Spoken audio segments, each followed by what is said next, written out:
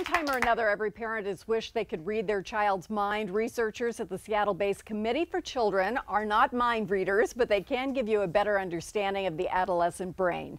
Please welcome, from the Committee for Children, Senior Research Scientist, Dr. Brian Smith. Welcome. It's good to meet you. Thank you. Thank you so much. So let's talk first of all about what adolescence is. What time frame are we talking about specifically? That's a tricky one because I know it is.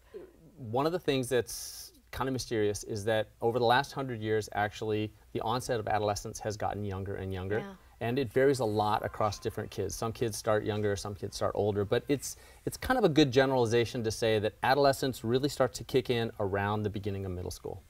And so that's one place where we really need to be paying attention, is what's going on with middle schoolers. It's a significant time and it can be a hard time for kids. What are they experiencing?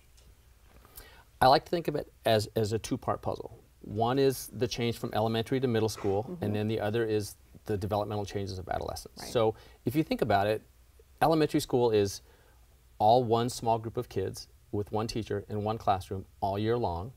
And middle school is half a dozen classrooms, half a dozen teachers in different parts of the building. Each class is a different group of kids.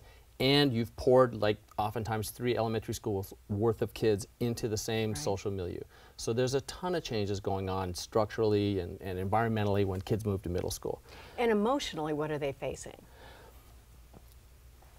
There's sort of 3 key things that we can think about with adolescent development, and one of them is emotions. And one of the things that we know, and a lot of people experience this, is that emotions get ramped up in middle in middle school. In adolescence, emotions, the volume gets turned up, and so kids experience their emotions more intensely, positive ones and negative ones. The other thing is their brains kind of get rewired to really focus on this social world. I mean, I remember my own experience growing up in Shoreline. There was the end of elementary school where literally all I wanted to do was catch snakes and build forts and play with my friends, and then all of a sudden the very next year the only thing on my mind was, how do I try and figure out how to be cool and fit in? Yeah.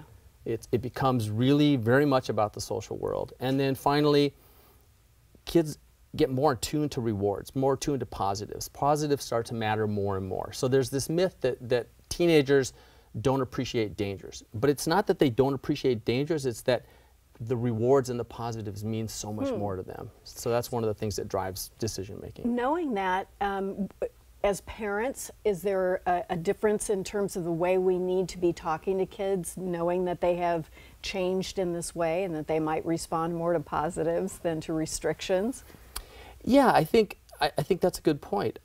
It's tough because the nature of adolescence, if you think about it, what is adolescence? Adolescence is the time in between childhood and adulthood. Kids are learning how to break away from the family and move out into the larger world, and really they're learning how to be adults and create the future. To do that, they have to kind of move away from the family, and some kids do it more gently than others. So there's going to be a lot of pushing, there's going to be some rebellion, and it's tough to know as a parent how to react to that. But in general, kids don't react really well to punishment, though they do react really well to limits. Interesting. So limits and maybe some positive incentives to meet those limits? You know, I think one of the challenges is that when kids start to push parents away because they're hitting adolescence, it's hard to know as a parent what to do. Do I move back? Do I let go? And I think a lot of times one mistake people make is they do start to let go and start to move back, and it feels like your kids are giving you the message that they don't need you anymore, when in fact it's the opposite. They really do. So I think one of the keys is, how do you manage all the chaos while still staying connected and staying engaged? And so I think that's where open lines of communication, you know, not just focusing on punishment, is really important. And starting to think about this maybe before your kids hit adolescence, you know, how we help them thrive in school, how we help them support finding out who they are, which is part of what adolescence is, right? Who am I? How do I fit in? How do I compare to others? You know, what can we do that is supportive of that? Well, I've just spent the last 3 years working on creating a program for middle school kids. It's a multi-lesson digitally delivered curriculum called Second Step. That's mostly what we do at Committee for Children. And so one of the things that we focus on in that program is teaching kids about values. And it's not giving them values, it's helping them identify their values. And I think that's an important thing that parents can focus on too. And values come from a lot of places. You can get your values from your family, from your culture, from your community, from your church or faith, or also from thinking about what's important to you.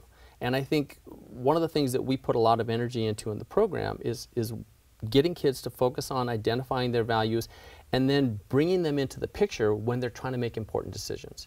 Because being in adolescence is like trying to navigate through a crazy storm.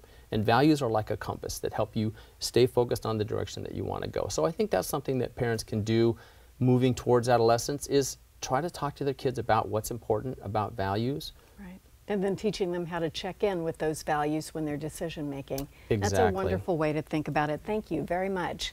Up next, healthy and flavorful fall soups and stews to keep our immune systems boosted. We'll be back after this.